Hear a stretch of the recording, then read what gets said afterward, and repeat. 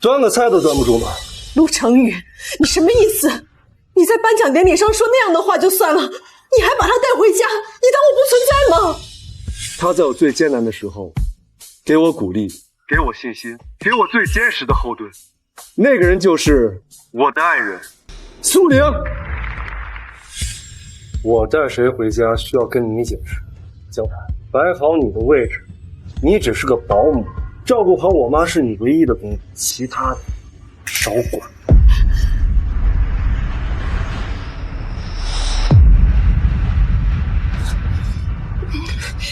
你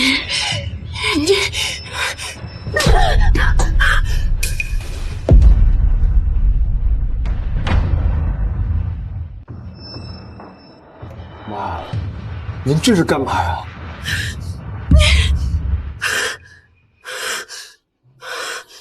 好你个江南，趁我不在我妈身边，你在我妈面前吹耳旁风是吧？我给你吃给你喝的，你就这么挑拨我们母子关系？行了，江南，别这么小气。我跟陈宇现在就是兄弟，我不过就是替他整整领带，你就应激成这样。那我要是这样，我记得这胸口有颗黑痣来着，不知道去了。快让爹看看。别闹别闹！陆成宇，你混蛋！江南，放心，我跟陈宇都离婚多久了？再说了，我可是新时代的独立女性，这向往的都是诗和远方。你这家庭主妇的生活，我可看不上。不然，怎么可能会把它让给你呢？你还说呢？之前洗澡你总把我那颗痣上，你都快被你扯淡。你说什么呢？信不信爸爸我？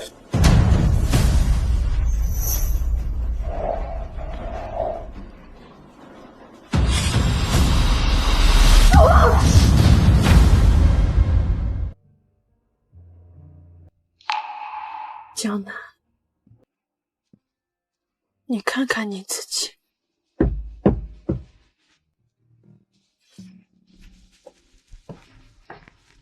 给你。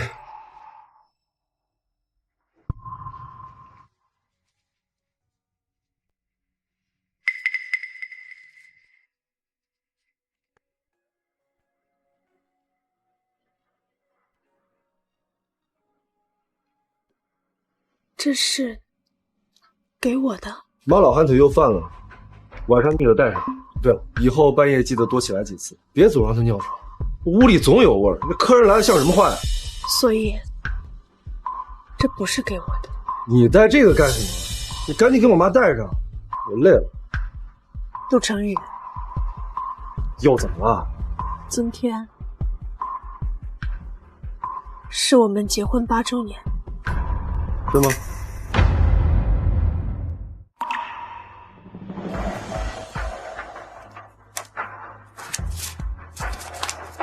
那这钱你拿着，自己买点东西，别烦我。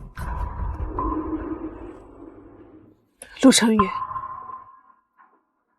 在你眼里，我到底是什么？江南，你发什么神经啊？是妻子，还是你陆家的宝？有区别吗？不都是我的人？有区别。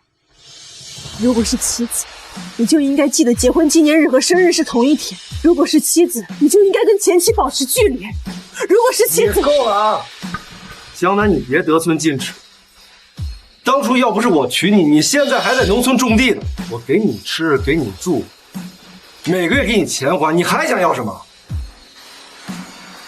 我要离婚。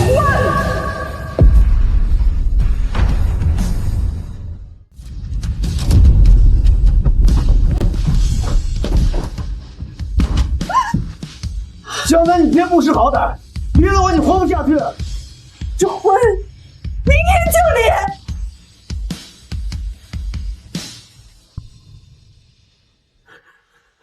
今天是结婚纪念日，是生日，也是我对8年感情彻底死心的日子。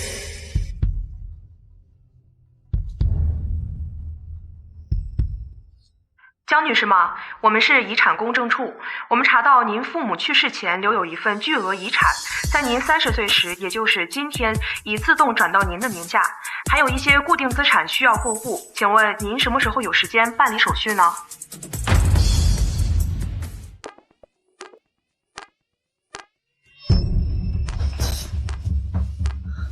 陆成宇，妈又犯病了。不急，又是大半夜跟苏玲聊文学去了。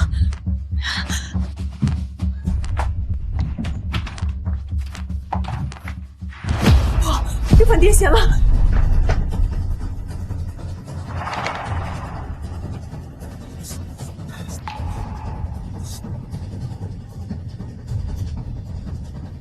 您好，您拨叫的用户暂时。您好，您拨叫的用户暂时。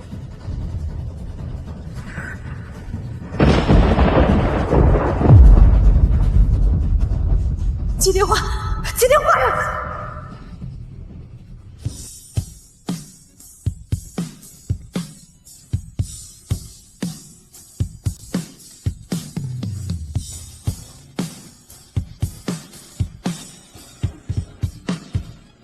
接电话呀！接电话呀！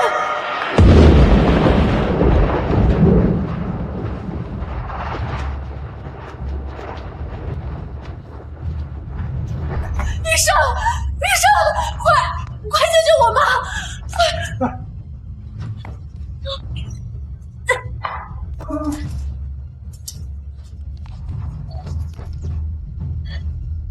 您好，您拨叫的用户暂时无法。您好，您拨叫的用户暂时。医生，病人情况怎么样？家属呢？去缴费。你是护工吧？能联系到这一切数吗？我是他。我是赵儿子。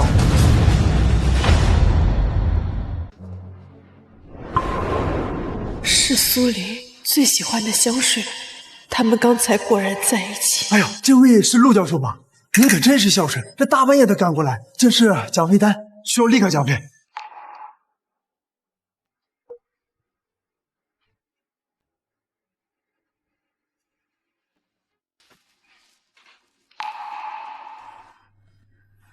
你怎么搞的？怎么会突然犯病？是不是晚饭没给他吃对？你怎么看护的？这就是他的逻辑。病了是我的错，好了是他孝顺，我也从来不用他动手，他就觉得这是我该做。这大妹夫真能干，真麻利。你是这家的保姆吧？真专业呀！我要是能请到这样的保姆就好了。哪怕你说一句这是我爱人，是很专业。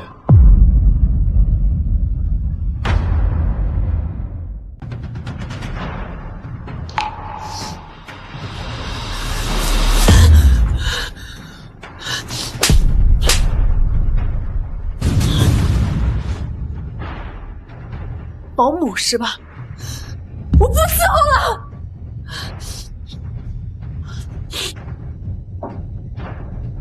湘南，你发什么疯？这里是医院，你去哪儿？妈还等你招呼呢。非得做出这么毒妇的行径吗？当初要不是我娶你，你现在还在农村种地呢。你走了就别回来了。是时候该做了断了。为了维护他的自尊心，我把兼职攒的钱全部拿来补贴家用，以至于都没钱给自己买几件下烂的衣服。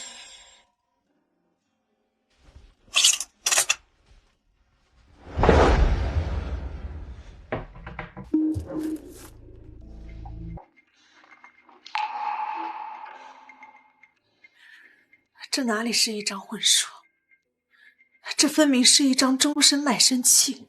乙方江南负责甲方陆某一切生活起居，甲方陆成宇每月支付乙方生活费若干。婚姻存续期间，乙方不得干涉甲方私人婚姻。原来这一切早就是你计划好的，你就是想找一个免费的保姆照顾家里，然后和苏林去过你们的潇洒人生。所以你从始至终都没有把我当成过妻子。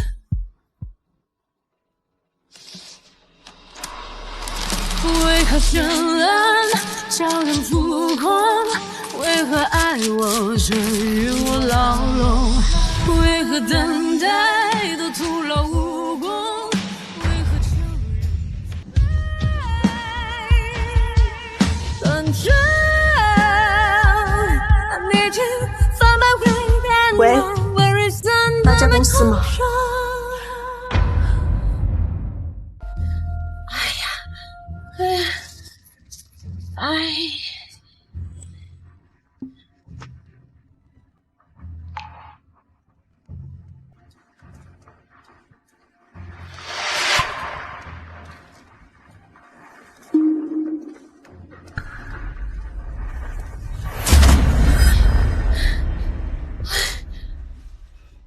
苏林，你帮帮我。啊，喂，啊，好，我马上过来啊。我院里有点事儿，我先过去了。江南，你接电话，这鬼东西到底怎么换？你哪儿去了你？您好，您拨叫的用户暂时。接电话，江南。您好，您拨叫的用户暂时无法接通。江南，你闹够了没？妈还在医院躺着，你去哪儿了？你赶紧来医院！江女士，按照您的要求，这里的工作已经完成了。好，辛苦您了，师傅。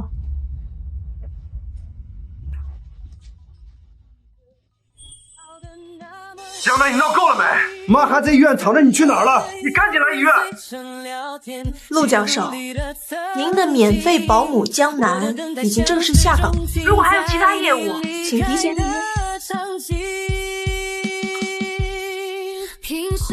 还有，我把苏林戴了不要的那个破戒指扔了，毕竟别人戴过的东西，我嫌脏。说什么？我说明年早上8点，民政局见。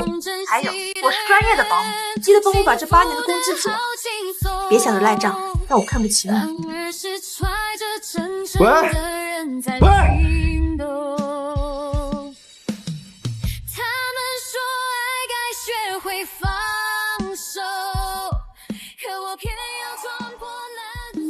我的姐，她平时最宝贝那个戒指，睡觉洗澡从不摘下。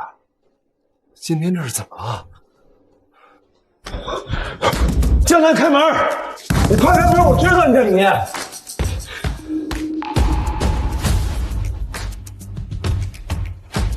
臭女人，居然敢把我送你的戒指扔掉！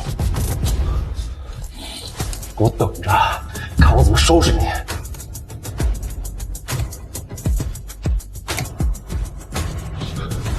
江南！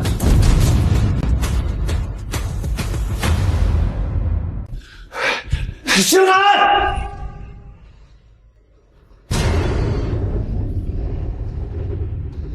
江南，你给我出来！江南！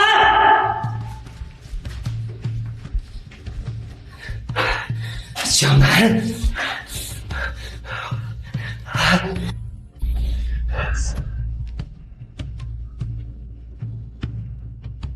您好，您拨叫的用户。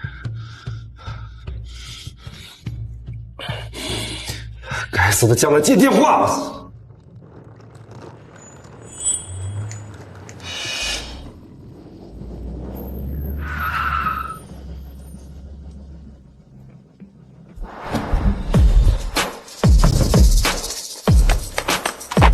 小姐好，小姐好，小姐好。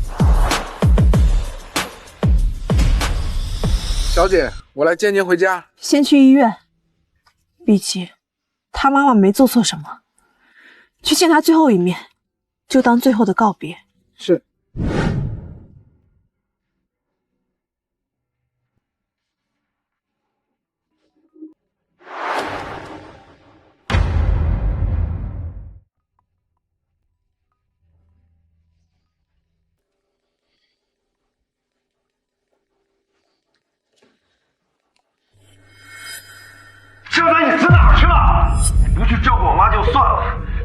守不住吗？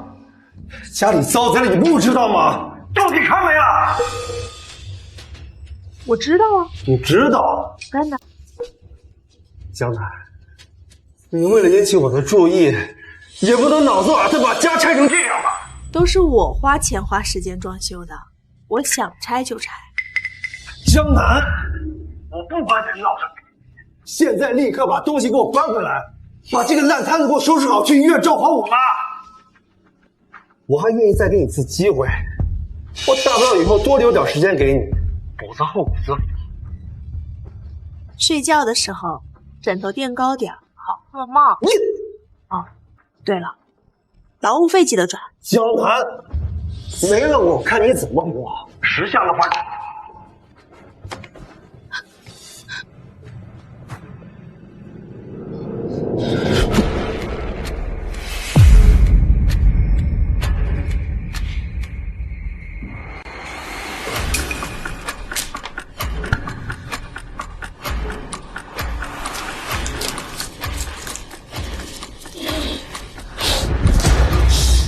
江南，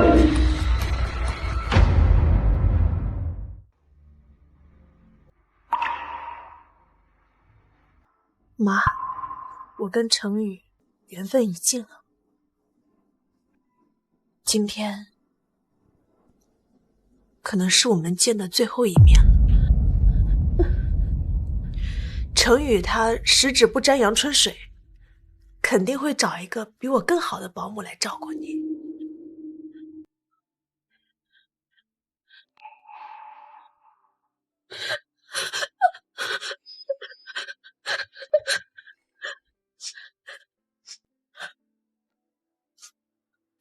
程宇，对不起，配不上你。楠楠，要好好的。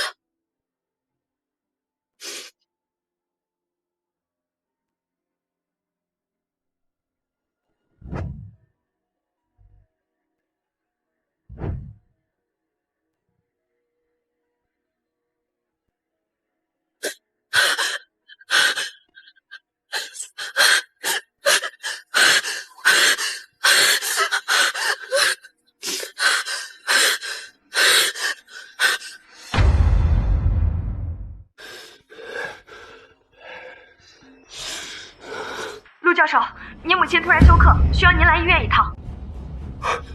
什么？好，我马上过来。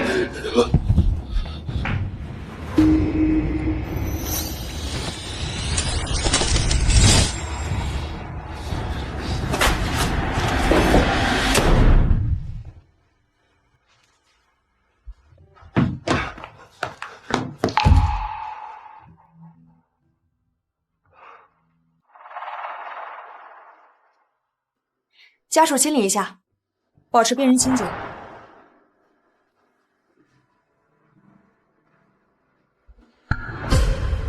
以往都是江南做这些，病房里永远干净清爽，甚至带着淡淡的消毒水和阳光混合的好运气。我就不信了，没了特还活不下去了吧？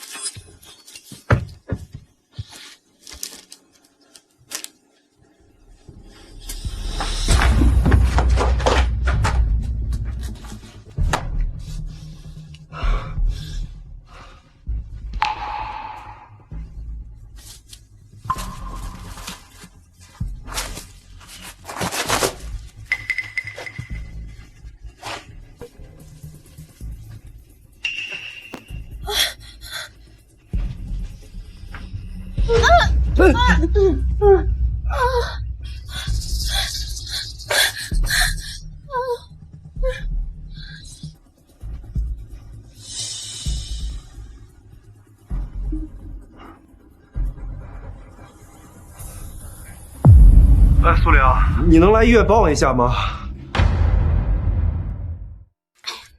没时间啊，我参加文化沙龙呢。这种又脏又累的活儿，我可干不了。你家保姆不是挺能干的吗？他不知道发什么神经，要跟我离婚，他先走了。走了，那更好啊。花钱啊，找个更专业的。好了好了，不跟你说了，这先去了。喂，喂。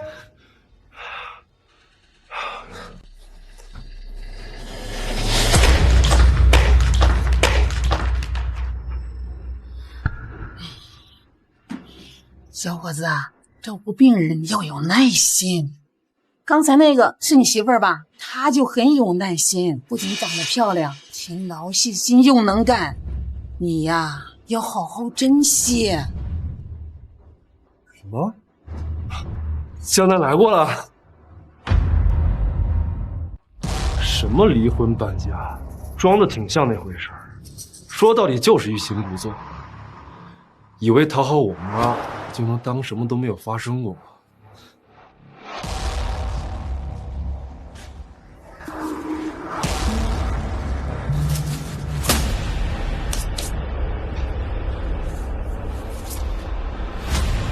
把屋子拆成毛坯房，让我在医院手忙脚乱，这笔账我可没忘，非要跟你算清楚，绝对不能轻易原谅你。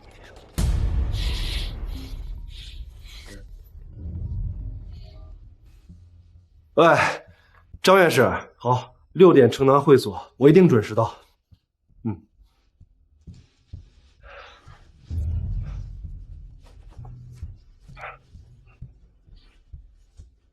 妈，我那边有急事要出去，你有啥事就按铃找护士。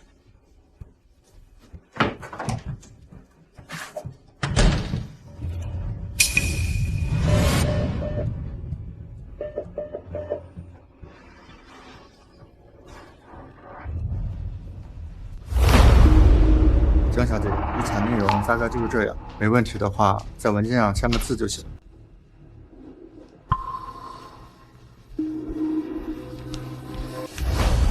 好你个江南，我可算找到你了！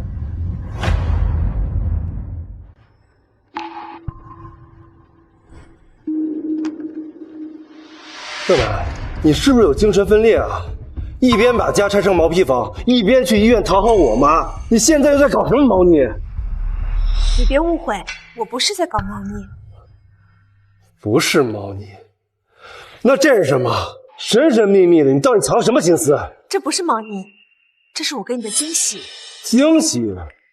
你又是拆家又是闹离婚，现在又搞这些莫名其妙的东西，你管这叫惊喜？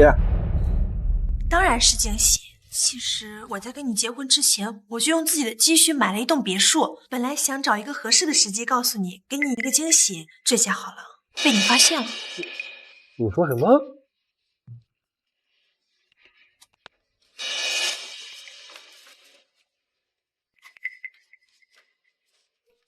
这是别墅的房产证。以后啊，我们的生活一定会越来越好的。之前跟你闹离婚、拆家，其实我就是想看看你心里到底有没有我。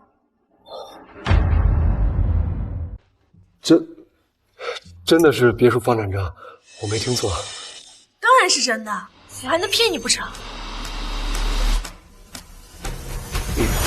看在你这么有诚意的份上，你之前把家拆成毛坯房这件事，我可以既往不咎。把房子拆成毛坯太便宜，好戏还在后头。张院士还在里面等，陪我一起进去吃个饭。好啊。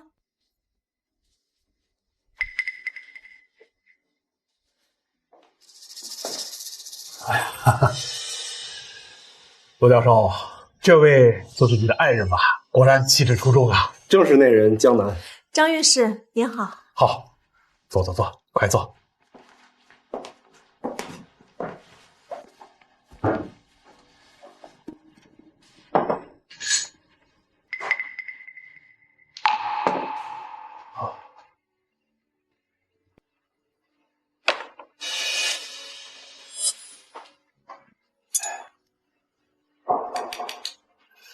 这里的江西菜啊，做的很是地道。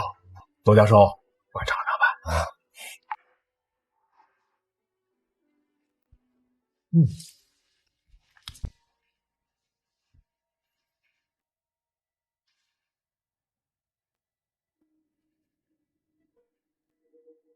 程宇啊，最近都忙于学术，很少吃辣。今天难得张院士在，尝尝鲜也刚好换换口味。哎呀，瞧瞧，多贤惠啊！罗教授，好福气啊！多谢老婆关心。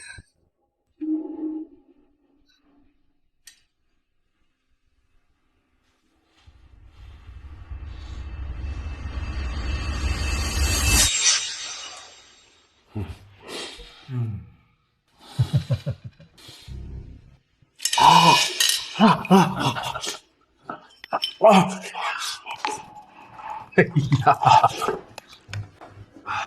快喝口水漱漱口，是不是太辣了？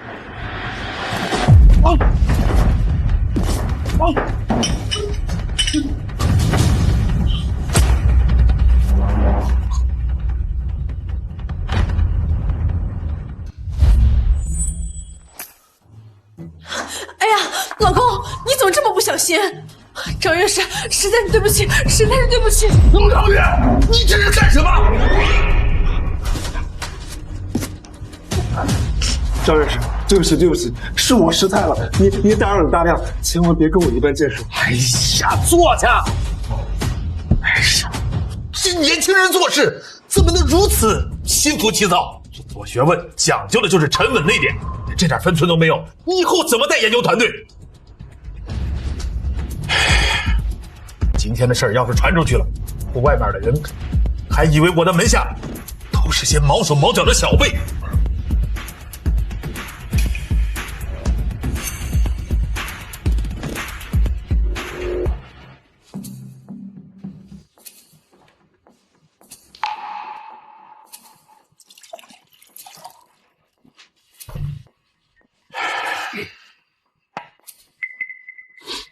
张院士，都是我的错，我给您敬一杯，给您赔罪，您千万别往心里去啊！您恕罪。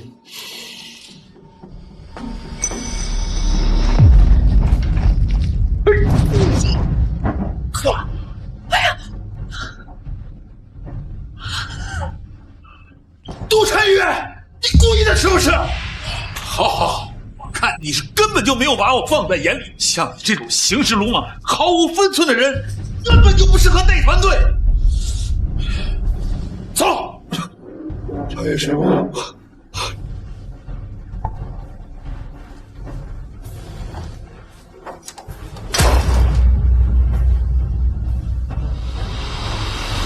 江南，江南，你到底要干什么？张院士是学术界的泰斗，今天被你搅得一塌糊涂，我的研究团队，我的晋升机会全毁了。对不起，老公，我不是故意的，我只是想起身给你挂衣服，我也没想到怎么把衣架给弄倒了，都怪我太笨手笨脚了。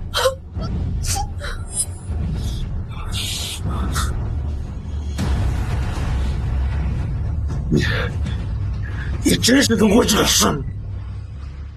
老公，我知道错了，我会想办法弥补的。我听闻张院士素爱梅花，恰巧前段时间我得了一盆绿萼梅，那堪称是梅中之王，品相绝佳。不如我设宴，邀请你的同僚们作陪，再请上张院士，我们当面跟他道歉，然后我再把梅花献给他，你看行吗？张院士对梅花的喜爱在学术界人尽皆知，要是能送上这样一盆珍品，或许真能挽回局面。这是你最后的机会，好好表现，别再出任何差错。你放心，我肯定好好表现，保证让你终生难忘。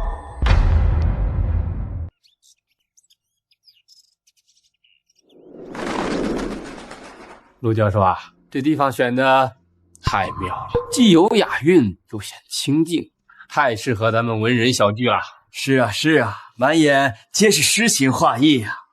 江女士，有心了，能让各位满意就好。不亲自精心安排，怎么能选到这样的好地方？不把你们都请来，又怎么让大家看清陆成宇和苏玲这对好兄弟的真面目呢？什么选的？我看啊，都是陆教授。江女士不过是沾了光。就是有些人骨子里就是带着土气，就算装模作样有这些，也掩饰不了自己身上的俗气。大好的日子穿得跟奔丧一样，真晦气。要我说，还是陆教授和苏玲小姐的审美才是真品。两人都是搞文学的，骨子里的雅致可不是谁都学得来。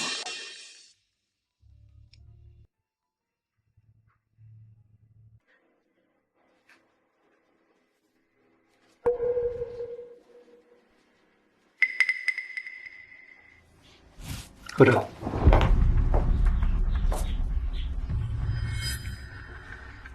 喂，江小姐，您吩咐的事情已经办好了，按照您的要求都安排妥当了。好，我知道了。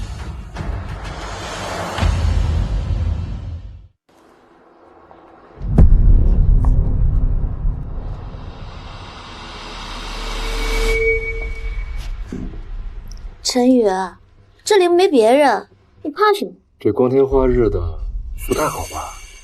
万一被人撞见。就是光天化日，所以才刺激。怎么，你忘了当时颁奖典礼，你当着那么多人的面亲我，不是也很尽兴吗？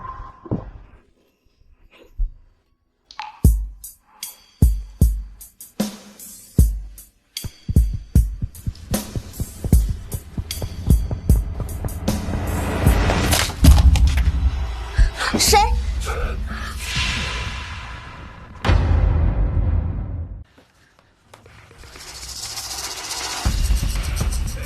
应该是风吹倒什么东西了，别担心小白。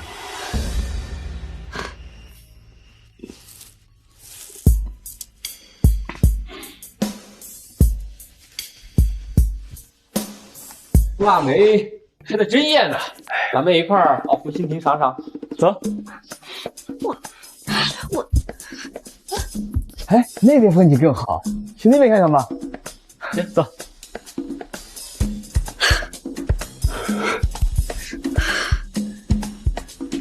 真是刺激。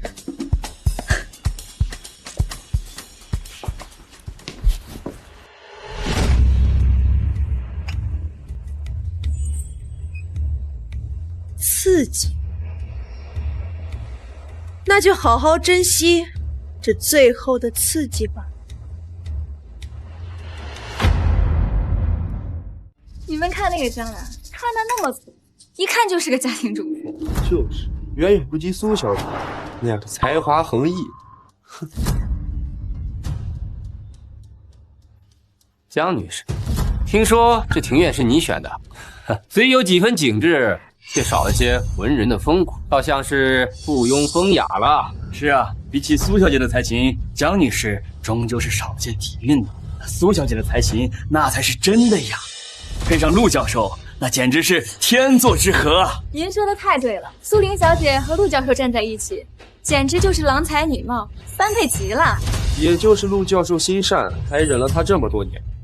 依我看，就应该把这种土里土气、附庸风雅的人赶出去，免得脏了陆教授的眼。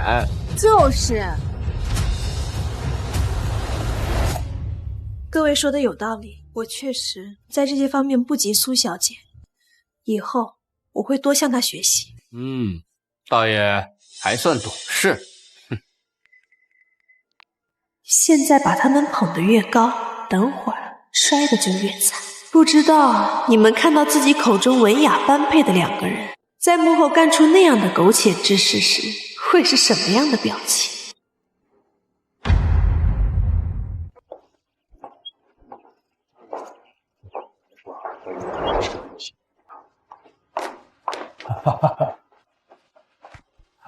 张院士、张夫人，大驾光临，好久不见呐！能见到各位前辈，今天真是没白来。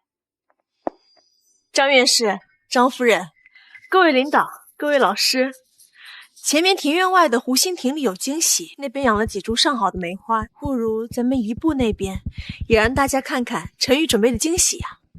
好，走，请。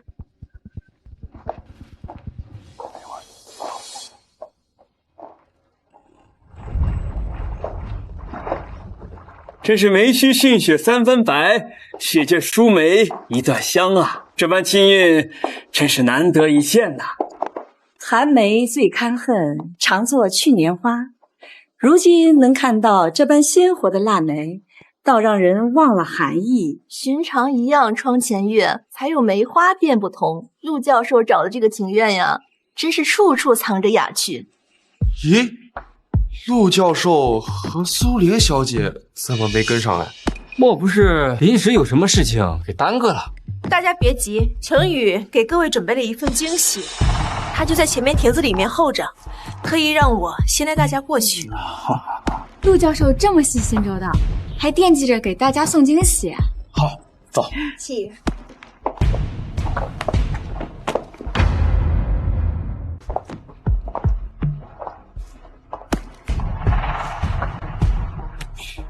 各位，这亭边这两盆梅花虽好，但这帘子里藏着的才是真正的梅中之王——绿萼梅。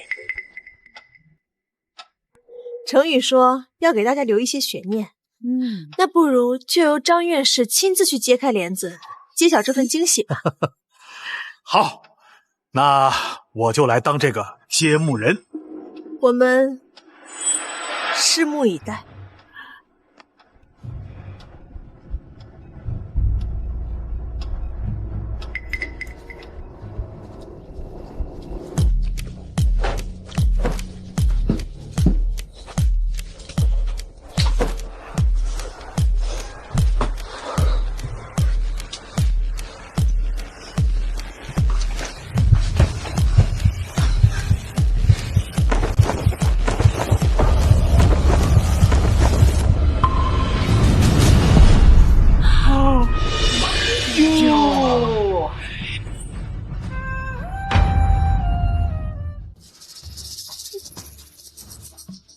陆晨宇，你这是在做什么？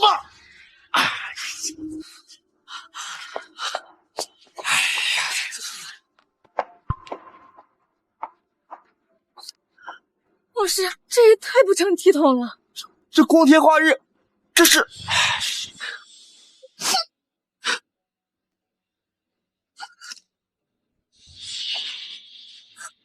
各位前辈，各位老师，我真的不知道该怎么办了。程宇，我知道你工作辛苦，可你怎么能跟苏小姐在这样的地方？苏小姐，我一直把你当朋友，你明明说和程宇只是兄弟，你怎么能干这样的事情？我这8年来的付出，就这么一文不值吗？不是你们看到那样的，我跟他，你听我解释啊！大家都误会了。程宇呢，最近学术研究和院里的事情忙得整天没日没夜的，身体都已经透支了。这不刚刚觉得腰酸背痛，有点撑不住了。我这是给他舒缓肩颈，疏通肩颈。哼，疏通肩颈。疏通肩颈需要苏女士衣衫不整的躺在亭子里。我们是兄弟，兄弟之间互相帮忙怎么了？况且这衣服这么厚，根本使不上劲儿，才把衣服给脱了。你们至于这么不依不饶的污蔑我吗？陆教授获奖的时候，口口声声感谢苏小姐是你的文学灵魂，如今看来，这灵魂契合的未免太过出格了。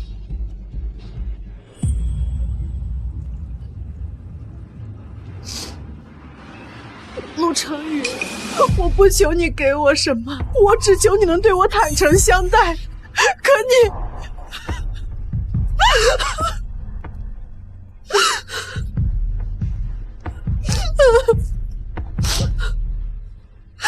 大家给我评评理啊！我虽然不如诸位文人这般博学多才，但我也知道和有妇之夫应当保持距离。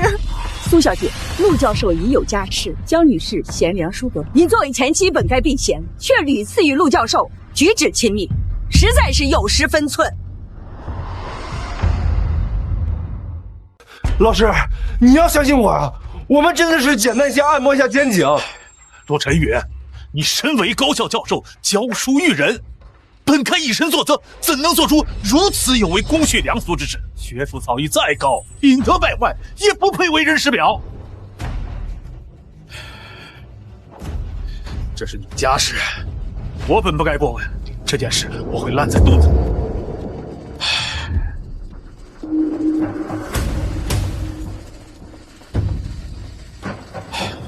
你还是好好想想，怎么跟各位同僚和你的妻子解释。哼！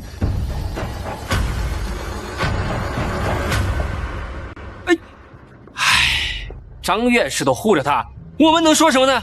该死，他还是护着这个关门弟子，这就是个开胃菜。他在他的圈子里算是人品烂透。老婆，我们真的只是简单的舒缓一下肩颈，你不会真的相信我和他会有什么吧？我只是太难过了，我们8年的夫妻感情，我实在是无法接受这样的一幕。你说你们没有任何怨曲，我就相信你。当然，我和他只是兄弟，刚刚只是误会，是吧，苏玲？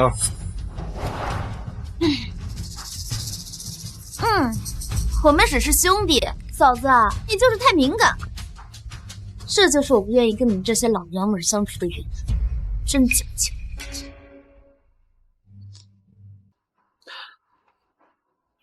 苏小姐，或许真的是我误会你们了。程宇他工作这么辛苦，你作为兄弟，你帮他是你的心意。是我太敏感，我太小心眼了。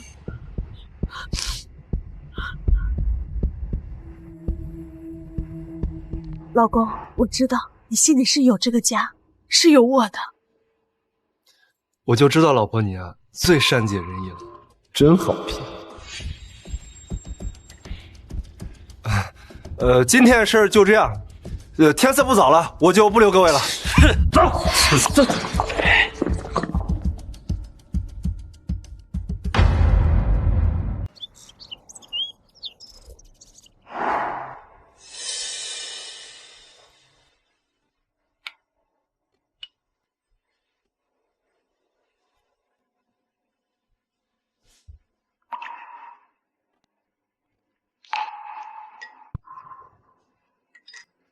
这粥太稠了，我不爱喝。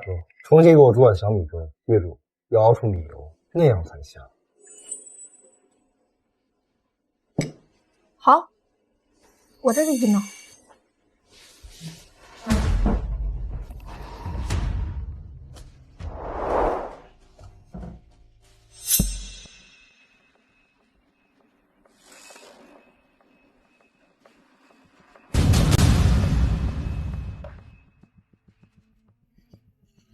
熬出油是吧？赶紧的，煮个粥磨磨唧唧的。马上来。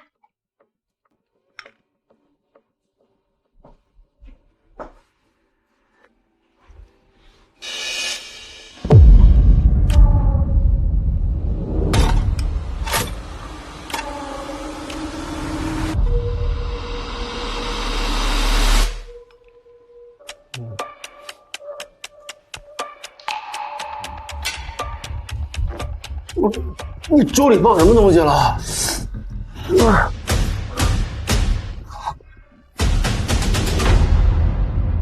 你怎么能把油烟机里的油垢放进粥里呢？我这不是想节省家用吗？那你也不能用它来熬粥吧？是我给你的钱不够用吗？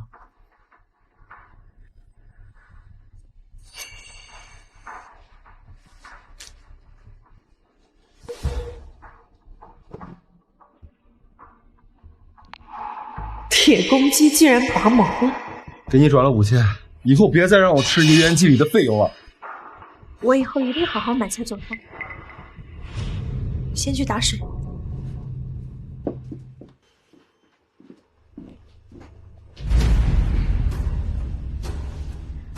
陈宇，你还真打算就这么跟江南一直过下去啊？他看着对你可不像以前那样百依百顺。是吗？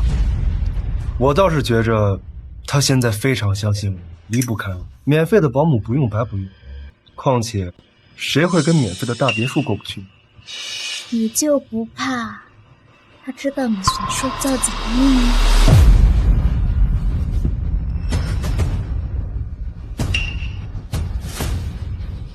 你小声点儿，生怕被人听到。所以，陆成宇，你到底什么是真的？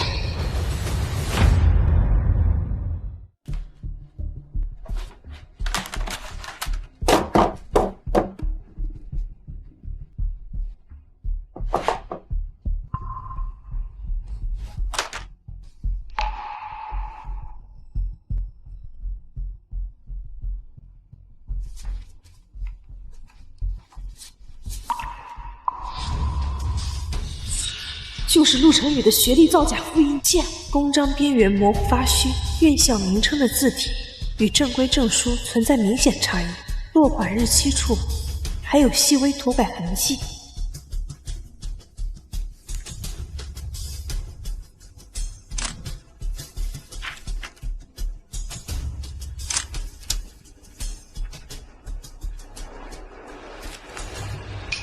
江畔观潮，这不是当年我随手写的日记吗？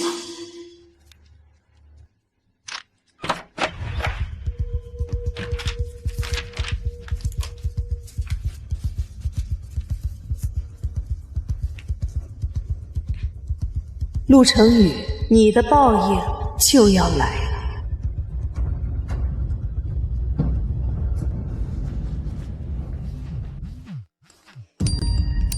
人设崩塌速度比我翻书，没想到陆教授竟然学历造假。听了半天教训，原来就是个学渣伪装，连学历都敢造假，还有什么不敢变？把你当榜样，结果连学历都是个。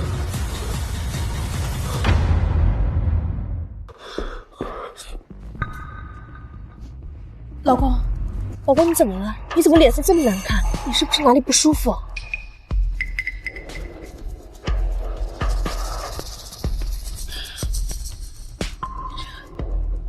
这是真的吗？怎么可能？老公，你那么有才华，你的每一篇文章我全部都读过，情感这么真挚，怎么可能是盗用的呢？还有这学历，怎么可能造假？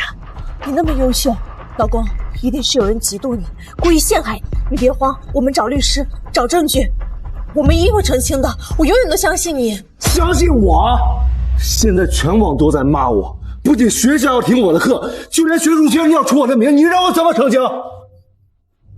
学历造假当年是苏林托人办，这件事只有我们俩问着。盗用作品的原始文档，我明明已经删除，也只有苏林见过备份文件，一定是苏林。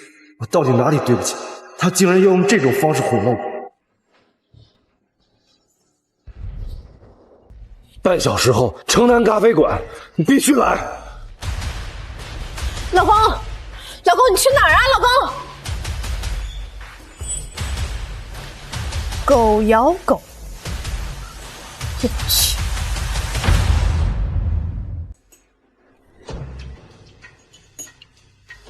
苏玲，你还要装到什么时候？学历造假是你托人办的，那篇散文诗的备份除了你没人见过，不是你泄的，还能有？你觉得是我泄的密？当年办学历的事是你求着我，而且那个稿子的备份我连碰都没碰过，我为什么要做毁了你的事？我图什么呀？会不会是江南？你想想，那些东西你一直放在家里，他又整天守着你，说不定早就发现了什么蛛丝马迹，偷偷留了后手。他这个人啊，看起来脓包，指不定心里藏了多少算计。不可能，他那么爱我，江南是什么样子的，我再清楚。他从不干涉我文学上的事，况且我书房的东西，他连碰都不会碰一下。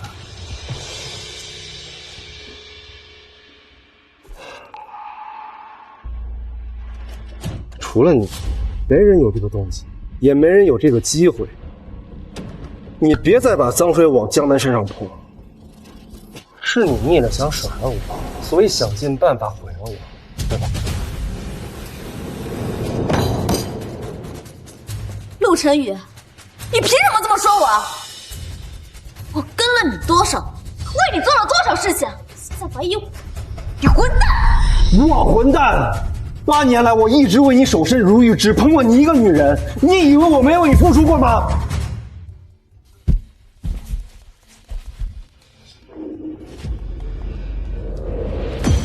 喂，王潇，什么？好，我马上过来。你怎么来了？我刚好跟陆教授约饭，就顺带一起过来。陆教授，现在全网都在传你学历造假、学术剽窃，已经严重影响到了学校的声誉，你必须给我们一个合理解释。校长，这绝对是污蔑。我在文学上勤勤恳恳钻研，付出了10几年的心血，这都是大家有目共睹的事情。这分明是竞争对手眼红我的成绩，故意捏造的谣言。对啊，陆教授梦语那么多，也不排除是那些梦女为了吸引陆教授的注意，故意的散播舆论。他这么帮我说话，难道真不是他泄的密？陆成宇是学校文学院的招牌，若贸然处理，对学校打击太大。罢了，我们校方还是相信陆教授人品的，但是舆论发酵的太厉害，你必须尽快的召开一场发布会，当众澄清此事，以挽回校方和你自己的声誉。谢谢校长信任，我一定澄清真相，还自己清白。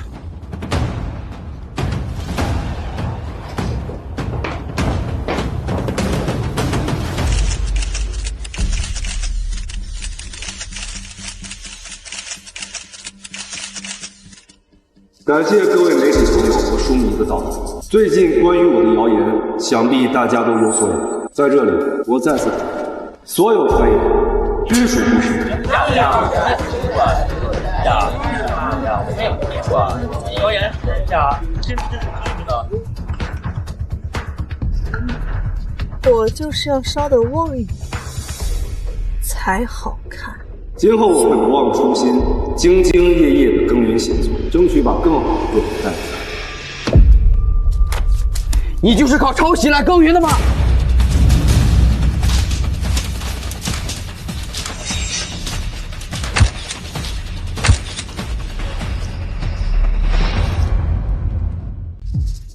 这位书迷朋友，这饭不可以乱吃，话可不能乱说。我所有的作品都是原创，字字句句都凝聚着我的心血，何来抄袭之罪？那你敢不敢背一背2018年6月发表在疆域文学上的《江畔观潮》这首被你称之为灵魂之作的散文诗？你总该烂熟于心吧？作品你知道啊？对呀，再来听听。《江畔观潮》我超喜欢，陆教授快背一段啊！要是自己写的，肯定张口就来啊。会啊，当然可以。这些年抄袭的作品太多，《江畔观潮》不过是其中之一。当初照搬了原文，根本没时间记，现在哪里能背出来？江畔观潮。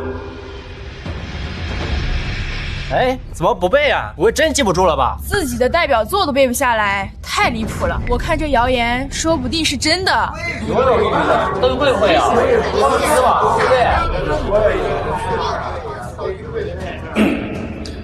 我最近忙着筹备发布会，又要处理学校的事务，脑子有些乱。而且文学创作讲究灵感，背诵这种事情，临场发挥难免有疏漏。哼，疏漏。这首诗，你在3个不同的访谈里说这是你最满意的作品，现在你告诉我们你背不下来，我看你是想不起来了吧？哼，因为这根本就不是你的作品。这是抄袭者啊！陆教授，请问书迷的说法是真的吗？你到底有没有抄袭？《江畔观潮》的真实作者到底是谁？说呀！是时候该让真相浮出水面了。忘记了是吧？我来帮你回忆回忆。现在，请陆教授当着所有人的面，把这些开头的字连起来读一遍。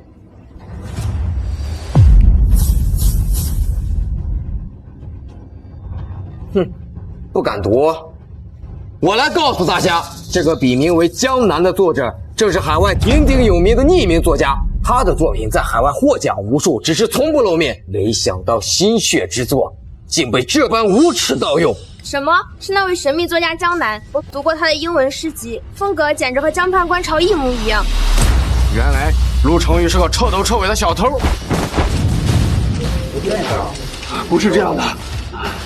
陆月，薛仁京，滚出地头！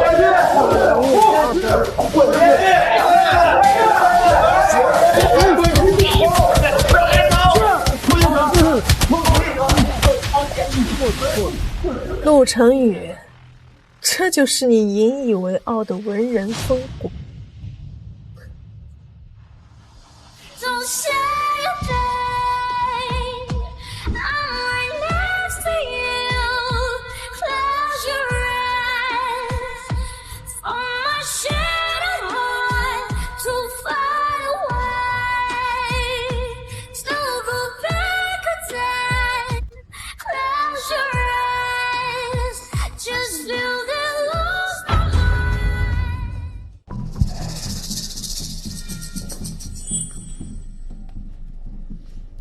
老公，你这是怎么了？你怎么弄成这样？你别碰我！我就是有些担心你，老公，你是不是发布会遇到什么事了？经核查，陆成宇存在学历造假、学术剽窃等严重违规行为，已严重违反师德师风与学校规章制度，现决定解除与陆成宇的聘用合同，撤销其教授职称。不可能！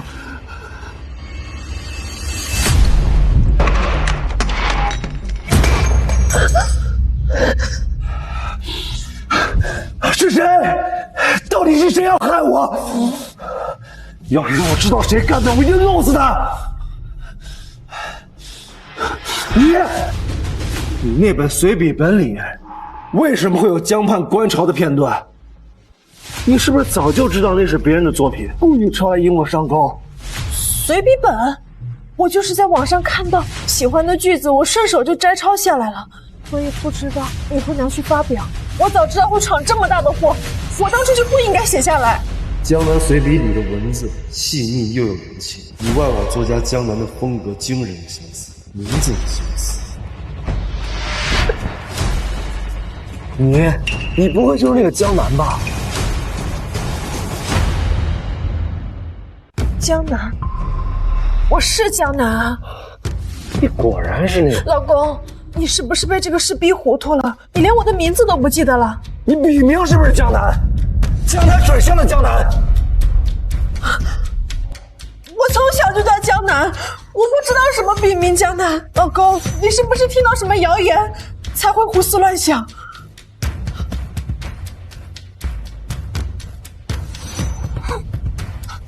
也是啊，你一个天天围着灶台转的家庭主妇，怎么会知道海外作家、海外大奖受他心机啊？才会把你往那上面围剿。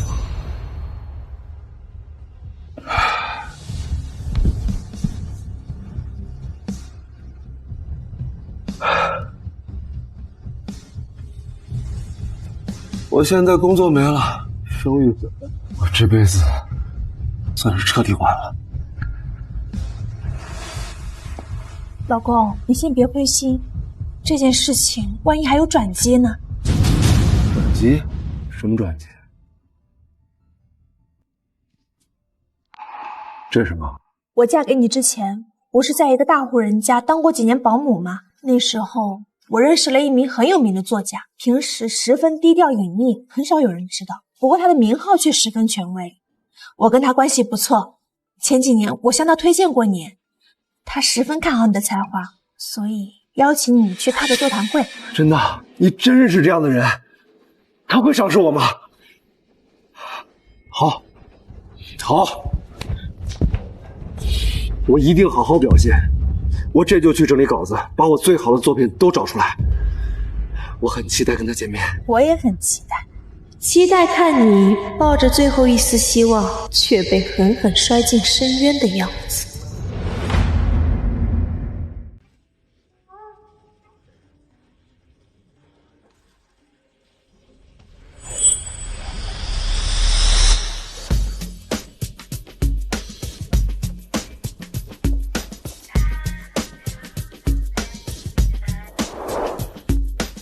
这位女士气质非凡，眉宇之间尽带书卷气。是啊，这身装扮雅致又得体，一看就是懂风雅之人。哟，这不是以抄袭著称的陆大教授吗？他怎么有脸来这种场合？刚才还觉得这位女士气质，这种都搅和在一起，怕不是眼光有问题吧？这位便是陆晨宇先生吧？久仰大名，您的江畔观潮我拜读过，文笔精妙，意境深远呐。能写出这般佳作，想必学识定然渊博。今日得见，幸会幸会。这位女士，你怕是孤陋寡闻了吧？他的江畔观潮是抄袭外网作家江南的，可不是嘛，学历都是造假的。听说现在被学校开除了。你们少在这血口喷人！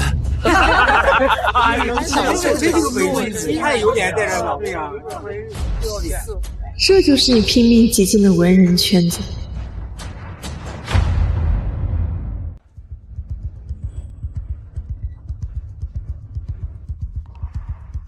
刘亮，刘亮，你怎么来了？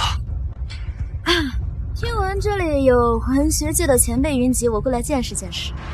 哟，这不是陆教授的文学灵魂苏小姐？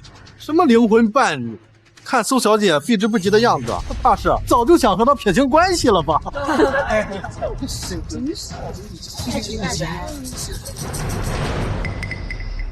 刘亮，我知道你最好心了，只有你能帮我了。最近徒弟的稿子屡屡被出版社退回，若不能求得大佬指点，我怕是再也无法在文坛上立足。可不能因为他毁了我的大佬前程。那些人根本不懂我的才华，只有你懂我。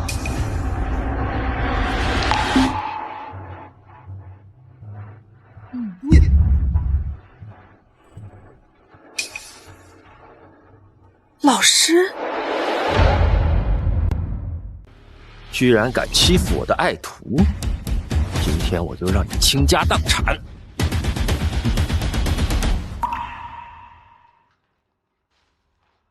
诸位稍安。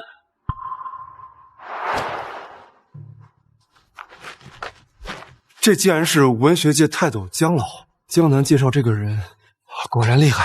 欢迎各位莅临沈先生座谈会。只是沈先生说了，今日仅见一人。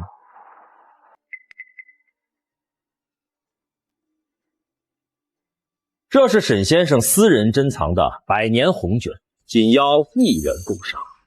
敬酒之人，就看各位的诚意了。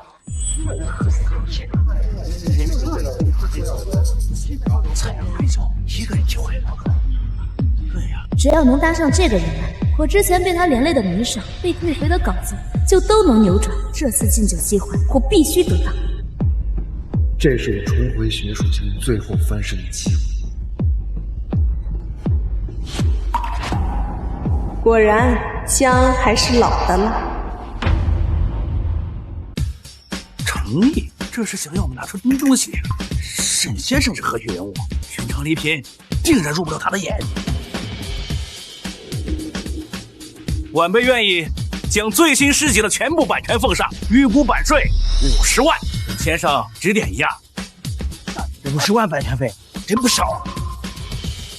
我手头有部历史小说，影视改编权估值80万，愿意全数作为见面之礼。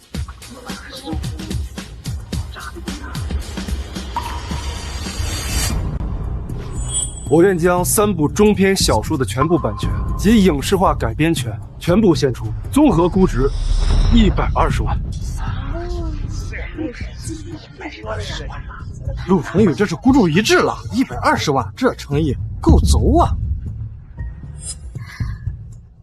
陆教授倒是舍得啊，可惜还不够。我刚完成的长篇小说已收到3家出版社的预购邀请，版权费加影视改编费，估值200万！苏林之势下血本了呀！这下没人比得过了吧？我所有诗集的版权，所有小说的版权，加起来估值500万。陆成宇，你非得跟我争吗？我们不是兄弟吗？亲兄弟还明算账，公平竞争。这次敬酒机会，我势在必得。那就别怪我了，这次的敬酒机会必须是我。所有的诗集版权，所有的小说版权，还有所有的散文版权，价值1000万，你还要跟吗？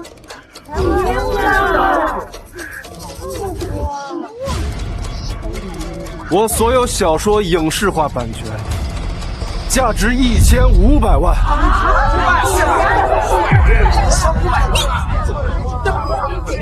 和沈先生敬酒的机会必须是我的。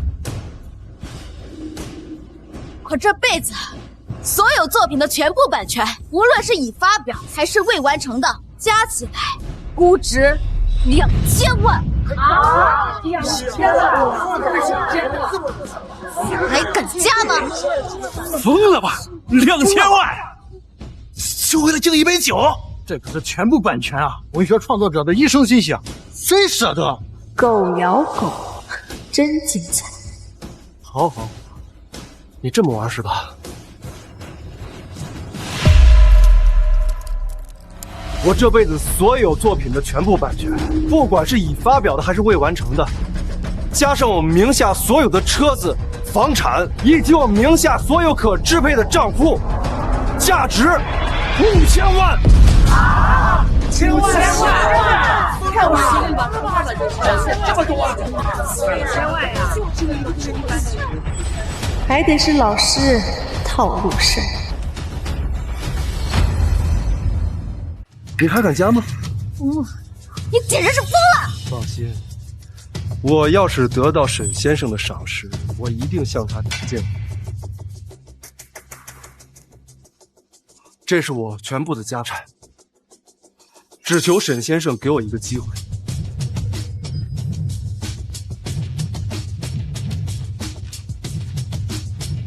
各位承让了，我知道如今的我声名狼藉，但这是我最后的机会。只要能得到沈先生的指点，我愿意付出一切，求大家成全。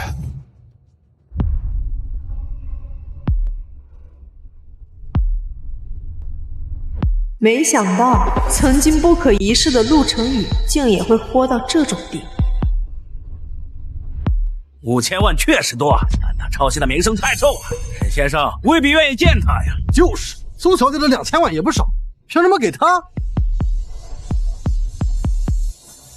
诸位，陆先生既然愿以全部家当为注，足见诚意。沈先生素来惜才，便给你这个机会吧。多谢老先生，多谢各位。 我一定好好表现。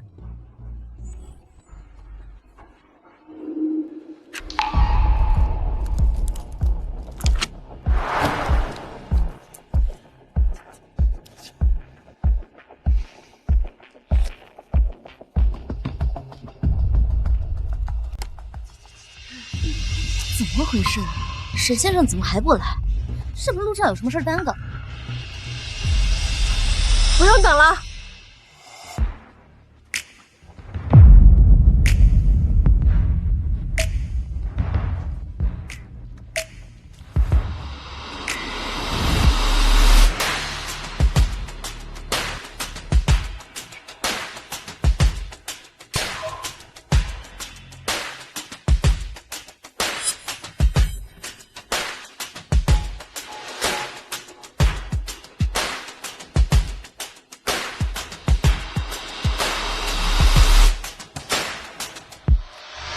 来吧，敬酒。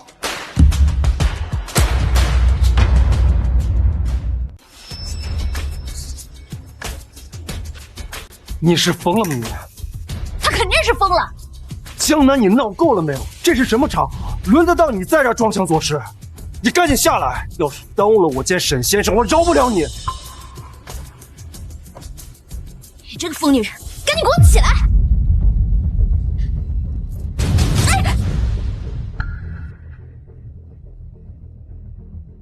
哎！各位前辈别介意啊，他就是被程宇宠坏了，没见过什么大场面，不满程宇拿出这么多版权费，在这耍小性子。程宇，你也别太纵容他了，再这么下去，他迟早闯出什么大祸来。江南，你听到了吗？赶紧下来道歉，别让我动手。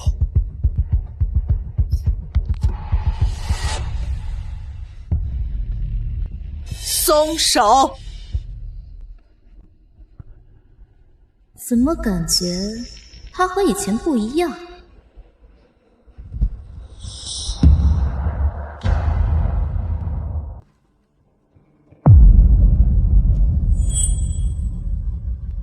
介意不说话。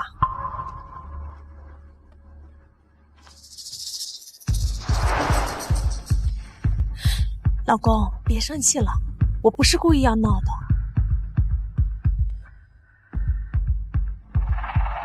沈先生本来已经到了后院，只不过突然旧疾复发，就让我暂代他，稳住场面。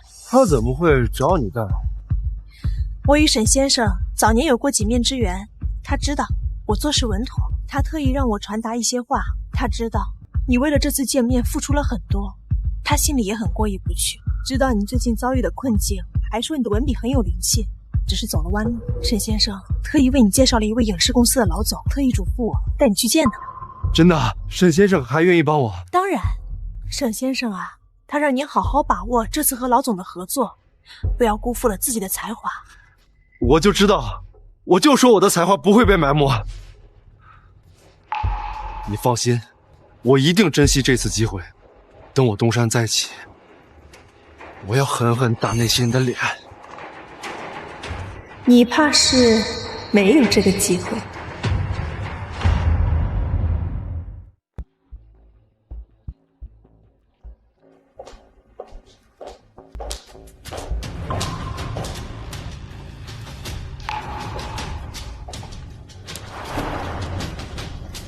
石总，这位就是陆成宇先生，沈先生推荐的文学人才。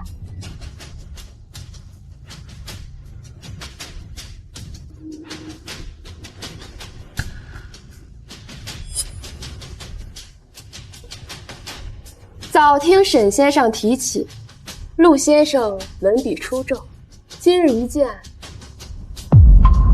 果然一表人才。石总生性好男色，一个男人换一个像你，稳赚不赔。石总过誉了，谈不上什么人才，只是略通笔墨。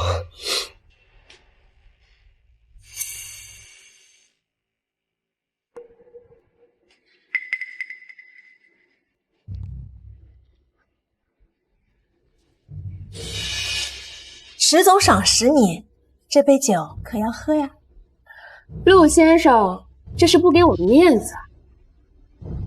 这杯接风酒，你若是不喝，就是看不起我石某人，也看不起沈先生的推荐。石总，我不太会喝酒，我以茶代酒作为赔礼，敬你。陆先生倒是清高啊，我请人喝酒，还没有人敢拒绝。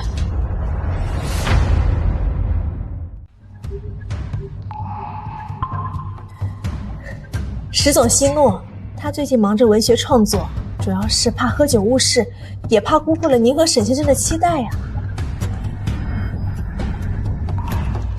你不是一直想东山再起吗？石总的资源已经足够让你富富登天了。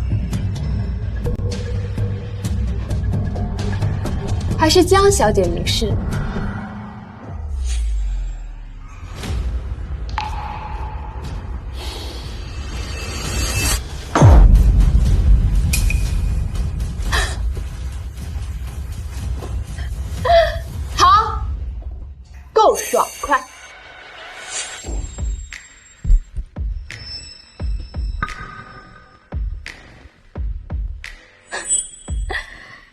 陆先生这般人才，就该懂得审时度势。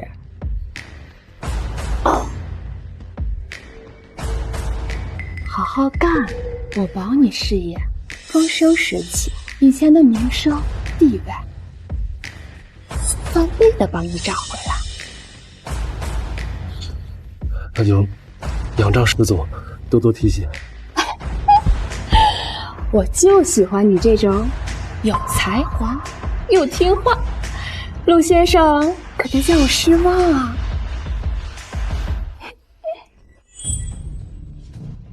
你不是为了名利可以不择手段吗？既然你这么想要往上爬，我就成全你。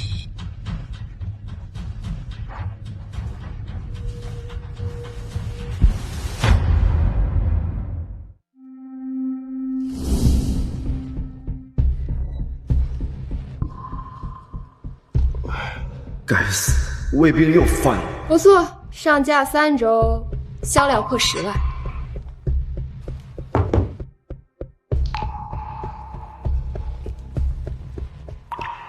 算你没辜负我的期待。都是石总栽培的好，没有您的力推，我哪有今天呀？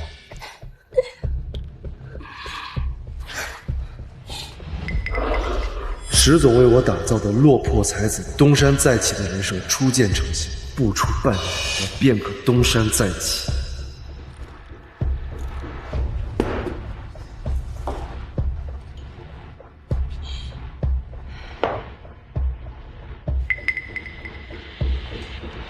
石总，您辛苦了，要不歇会儿？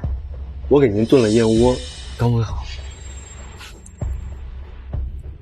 不用了，晚上有个聚会，你跟我一起去。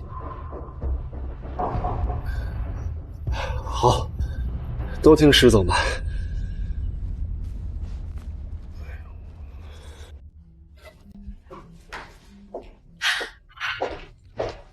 石总大驾光临，真是蓬荜生辉啊！都坐。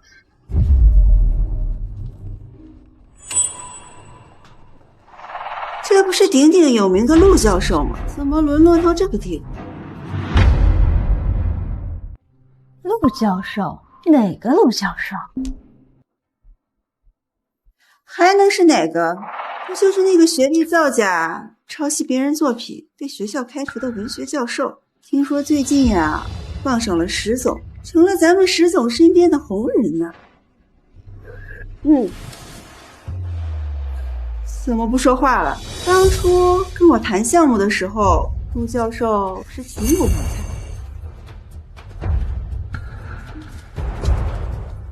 来，陪我喝一个，说不定我高兴了，还能给你的新书投点资，让你再火。来。王总，别打击陆先生了，他现在是我的得力干将，新书销量破10万，以后有的是机会。什么文人风度，还不是个仗着我们女人上位的软骨头呢？您啊，喝酒。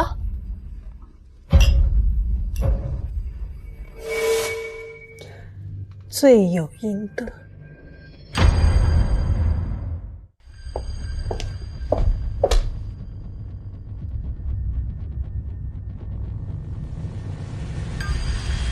王总，敬您杯酒。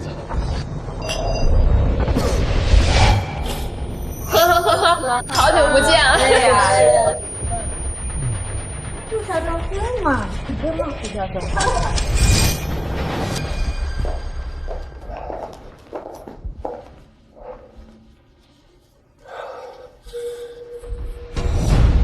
石总，您刚刚为什么拦着我？他们那样羞辱我，你就这么眼睁睁的看着？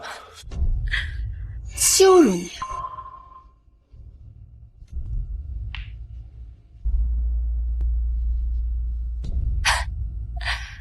陆成宇，你现在有跟他们叫板的资格，若不是我给你资源，给你铺路，你现在就是个人人喊打的抄袭犯，连站在这里的资格都没有。想东山再起啊，就得学会忍啊！这点屈辱都受不了，还谈什么前途？事已至此，没有回头路，只能靠自己。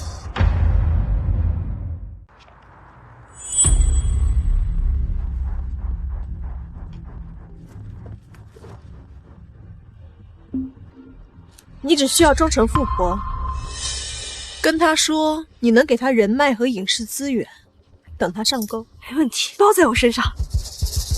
事成之后给你双倍。还有这种好事儿？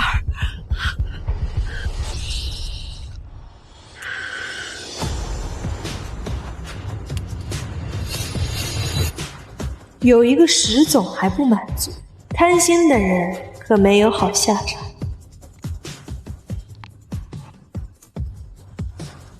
送你一份大礼。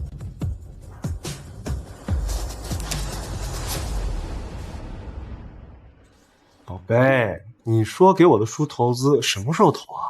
我都有点等不及了。嘘，别急，我们呢，先来玩个游戏。游戏？这么大的投资，不得来点仪式感。确实。来吧，我准备好了。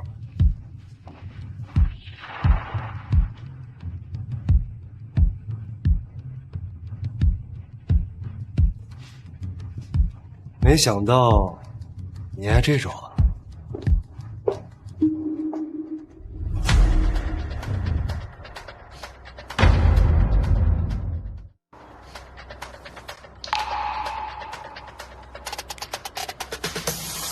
冻龄云居302房有惊喜。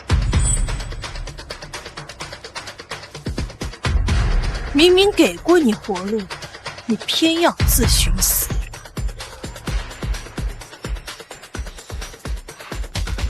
宝贝，怎么那么久啊？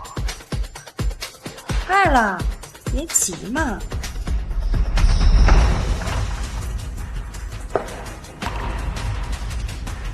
真快！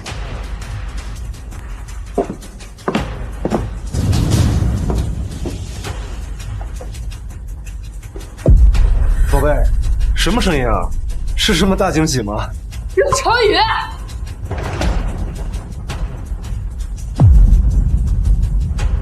石总，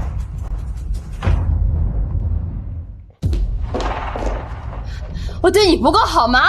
给你投资，给你人脉，连你那破书都是我砸钱推的，你敢给我戴绿帽子啊？石总，您真的是误会了，我跟他就是谈投资的，石总。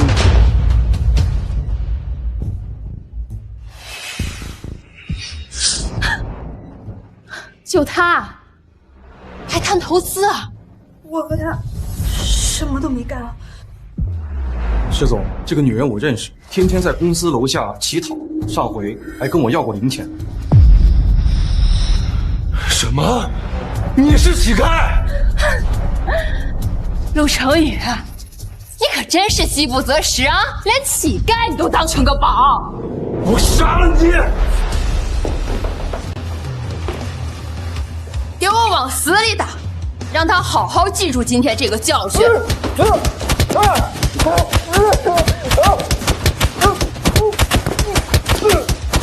拖出去！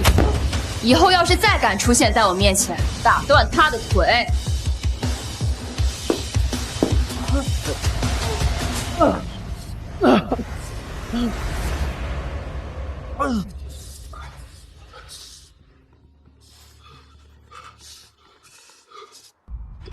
喂，请问是陆成宇先生吗？你母亲病情危重，现在正在 ICU 抢救，急需家属签字。什么？我马上来。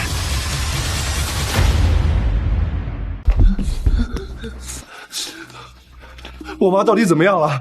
刚电话里说病情危重，到底怎么回事？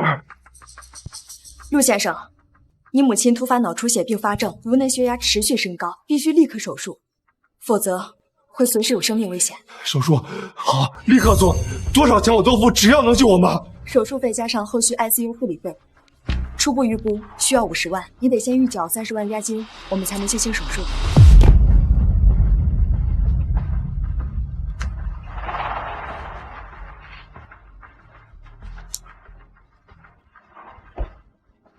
50万，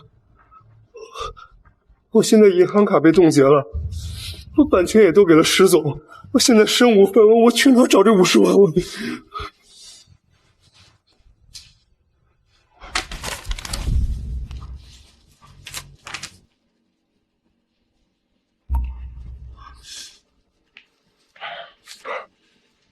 喂，张哥，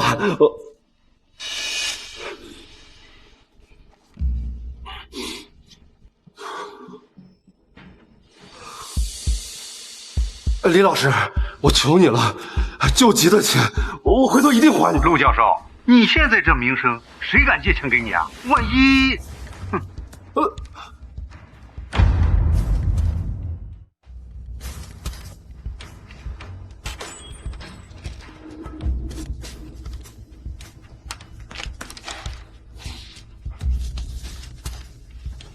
喂，玲玲，你还有脸给我的？这段时间我到处找你，你死哪去了？我妈生病，急需50万，你能不能帮？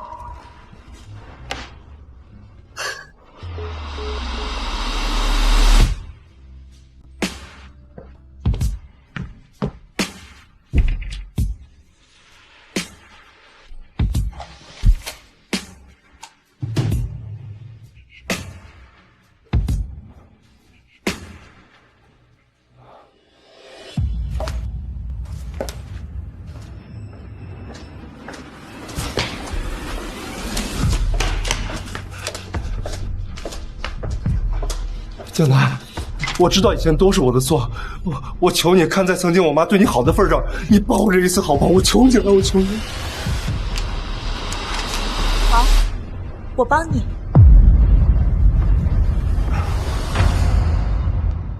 你真能拿出钱？你别骗我！老公，我骗你干嘛？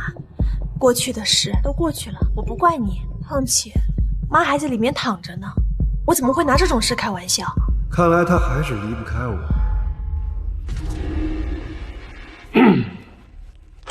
别磨叽了，赶紧把钱转我，别耽误我妈手术。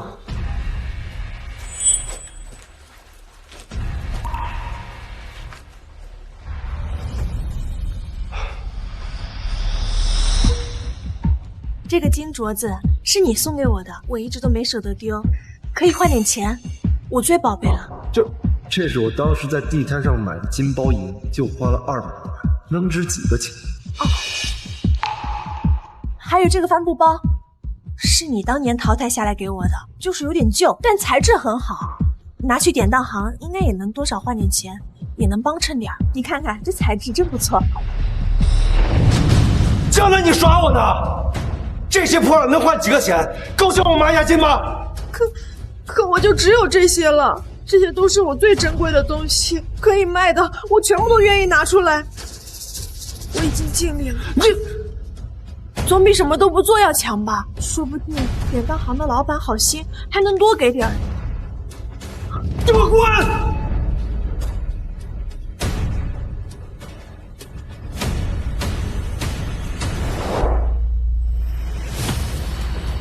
陆成宇，你怎么还有脸觉得我会帮你？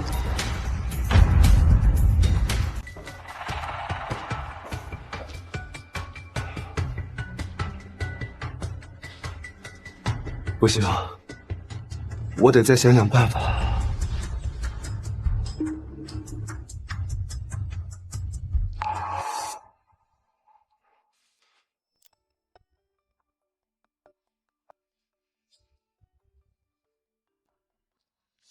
玲玲，我现在有一个翻身的机会，可以大大提升知名度。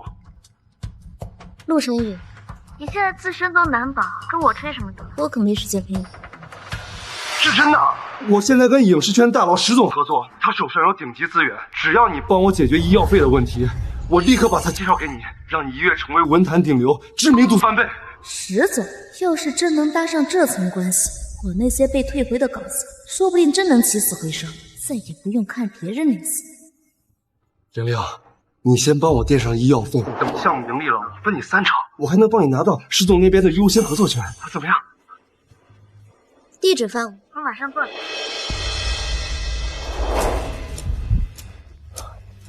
玲玲，这可是千载难逢的机会。你想想，等你火了，你还愁赚不回这50万？行，朋友信你最后一次，不过我只能拿出1万，剩下49万你得自己想办法。我可不傻。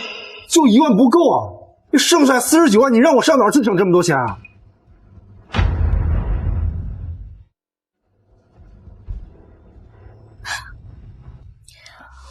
我倒是认识一个放贷的朋友，他呀利息低，放款快，风险几乎没有。你要是实在凑不齐，不如先找他借点。那这贷款会不会？哎呀，你怕什么？等你赚到了大钱，这点利息根本就不算什么。再说了，你妈可还在 ICU 等着手术费呢，你还有别的选择吗？那你帮我联系他。这就对了嘛，你放心，有我在，不会出岔子的。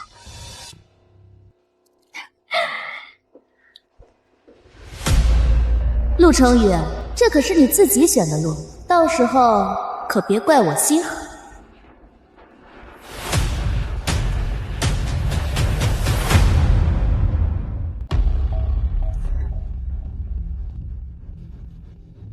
这500万会不会太多了？哎呀，500万而已。你想想，这多余的钱，你可以作为投资项目的资金啊，这钱生钱，钱不就来了？也对。放心吧，你还不相信我啊？我们这么多年的兄弟，我能坑你？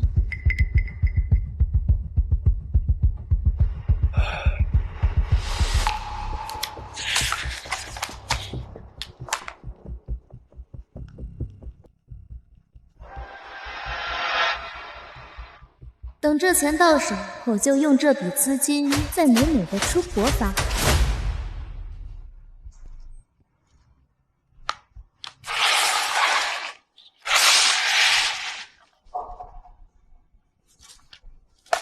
放心，这钱1小时后到账。那就辛苦道哥了。太好了，我先去给我妈交手术费。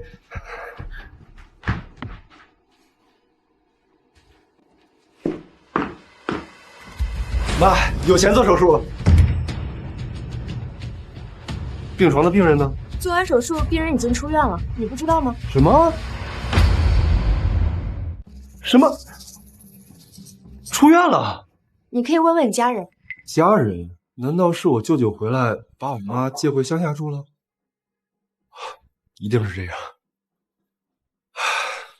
病人的手术很成功，但现在医院的康复技术疗程较长，建议转去国外治疗。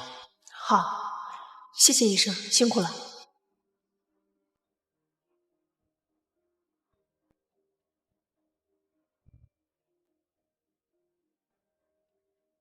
喂，帮我订2张最快到瑞士的机票，还有安排一支最好的医疗团队和最顶端的医院。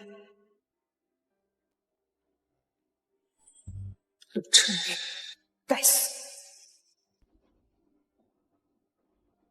但你是误会了。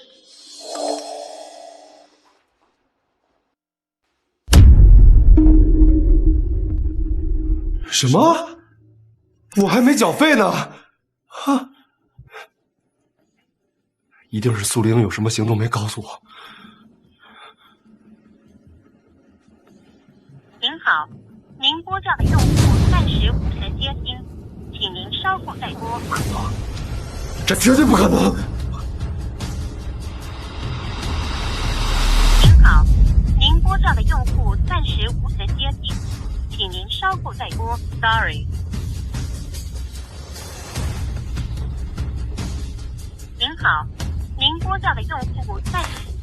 苏玲，你竟然骗我！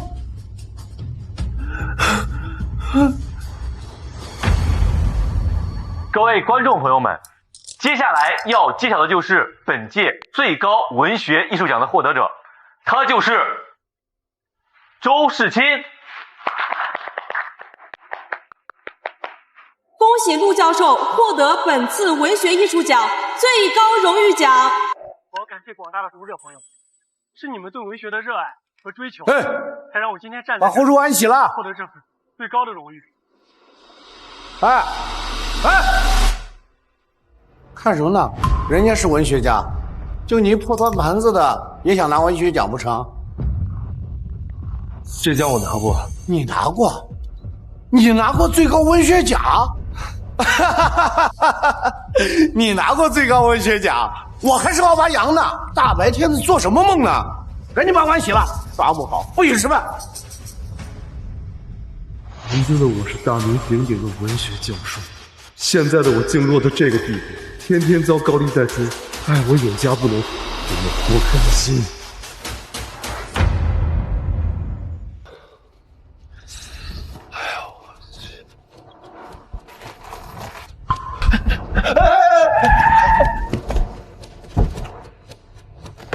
江南，江南，你赶紧把门打开！江南，你赶紧把……陆成宇，我和你没什么好说的，你去和你的宝贝前妻好好过日子，别来烦我。江南，你帮帮我，帮忙好不好？啊！开车。江南，你就真的这么狠心吗？我们可是做了8年的夫妻。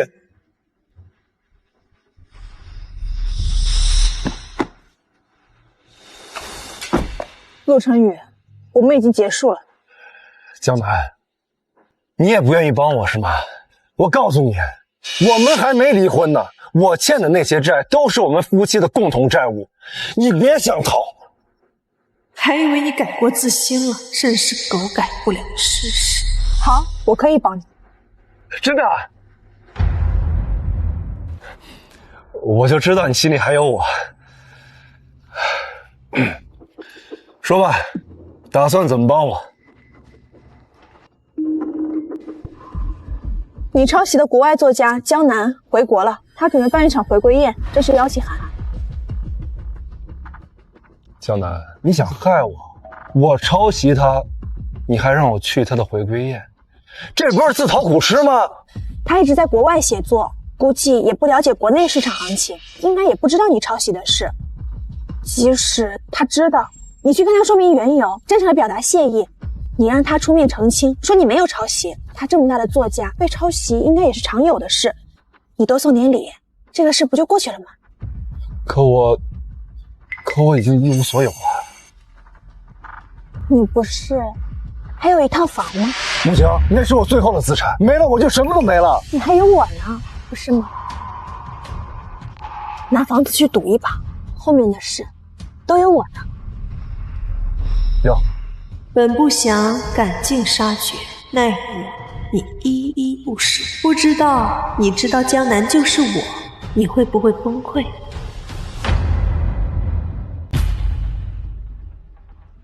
这是我低价卖房买的一幅清代真迹，不知道他喜不喜欢。哎呦，这谁呀？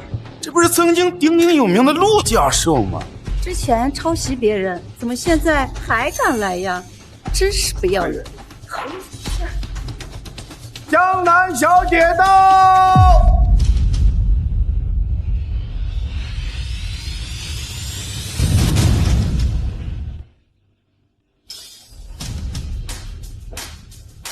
江南小姐，欢迎回国。这是我略备的薄礼，还请收下。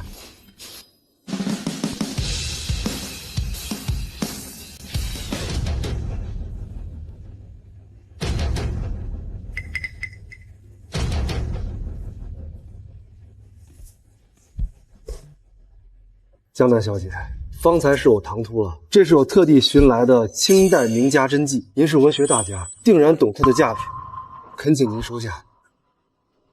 陆成宇，是我。江南小姐竟然知道我抄袭我作品的人，我当然记得。不过我就是好奇，你凭什么认为我能看得上你拿来的东西？你变卖家产换来的宝贝，在我眼里连我案头的一支笔的分量都不如。毕竟偷来的名声换来的家底本就沾满了污渍，又怎么入得了我的眼？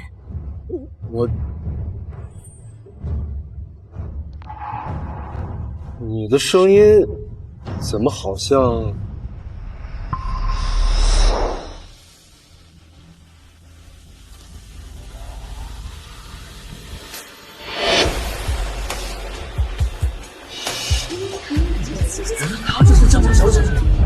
像谁？像那个给你当了8年保姆，被你弃如敝履的妻子江南。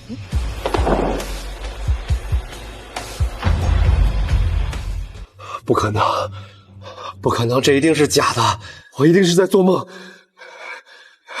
不可能！你怎么会是江南？你一定是在开玩笑，对不对？对，你一定是在开玩笑，别闹了，你知道的。这次对我来说是特别重要的机会，你快走，江南小姐来了就完了。完了，你抄袭我的作品，踩着我的心血往上爬的时候，你在颁奖典礼上感谢前妻，把我弃如敝履的时候，怎么没想过完？这8年你对我视而不见，肆意践踏的时候，你把我当保姆使唤，把我的付出当作理所当然的时候，怎么没怀疑过这一切的真假？所以你真的是江南，太好了，真的太好了！我老婆原来是大名鼎鼎的江南，是坐拥巨额遗产、才华横溢的大作家。有你在，我欠的那些高利贷，我的坏名声都能解决了。以后我们就是文坛最耀眼的夫妻，再也没人敢看不起我了。你凭什么觉得我还会要你？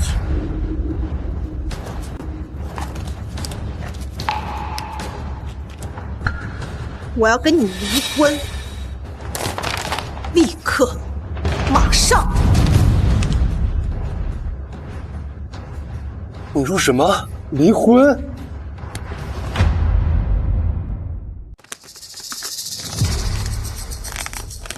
不对，你那么爱我，怎么可能跟我离婚？是不是因为我陪你的时间太少？那我以后花更多的时间陪你。你做粗茶淡饭，我来写作。这8年以来，我在你背后给你做粗茶淡饭，可你是怎么对我？你跟你所谓的女兄弟暧昧不清，你把我当保姆。你相信我，我跟他已经彻底结束了，以后的活都我来干，我来照顾你，我当保姆好不好？相信你？你是让我相信一个学术造假、学历造假的骗子，还是相信一个爱慕虚荣、趋炎附势的小人？你凭什么觉得我会要一个一无所有的男人给我当保姆？你够资格吗？我嫌脏。所以你什么都知道，一切都是你的伪装，装作善解人意，装作无所谓，一步步看我陷得越来越深。对，我就是要看着你一步一步失去你最重要的东西：名声、荣誉、金钱、事业。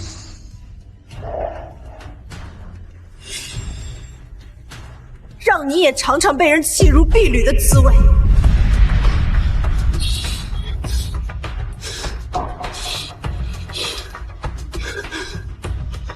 你竟然恨我到这种地步！